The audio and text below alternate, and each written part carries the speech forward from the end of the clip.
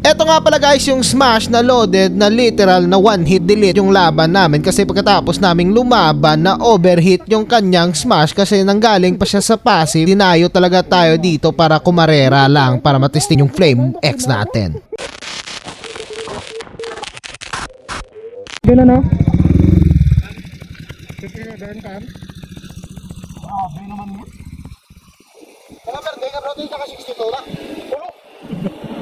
Tarantado talaga to si Ace, no? Pag natalo daw tayo, sasabihin talaga natin na 62 yung smash na loaded. Pero joke lang yun mga bossing. O nga pala guys, merong sasabay na Rusi Flash X nga naka-rimset na dyan. Sasabay sa karera namin ng smash na naka 57 cams tsaka open carb. Ewan ko ilang yung carb niya, no? Pero ang galing ng rider na to, iniwan kaming lahat. Tapos dito mga bossing, nagulat talaga ako, biglang nag-superman si bossing Flash X sa atin dito. Tapos kaya pala nahabol na namin dito yung smash nga naka 57 kasi nag-overheat na si bossing.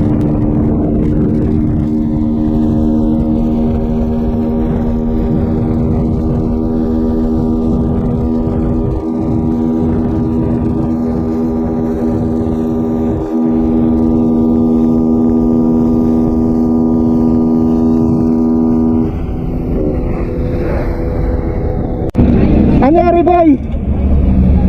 Overhead? Pagkatapos ni Gage, overhead? Dito pa lang, panalo na kami.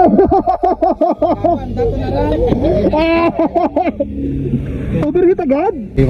Dito to, bukid ba nga, gupanay, makina ba? Sorry, napakalarga, lutong mo din pa. Ako na hindi ka gwanta. Ang lipi ka.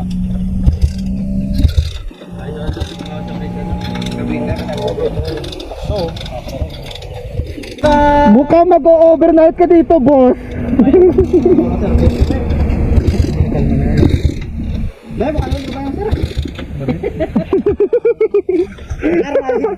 Aral ko! Ano bang? Ano bang aral ko? So right, shoutout nga pala ulit kay bossing, nakaka-friendly gauge natin na Smash 57.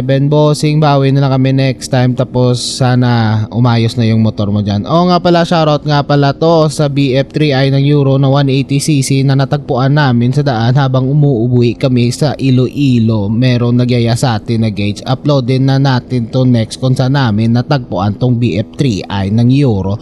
Tapos meron pa tayong nakalaban ditong NMAX at the same day lang mga bossing. Ito nga pala yung NMAX nga naka 62 yung karga at nagulat siya na sabi ko stock lang pala yung motor ko.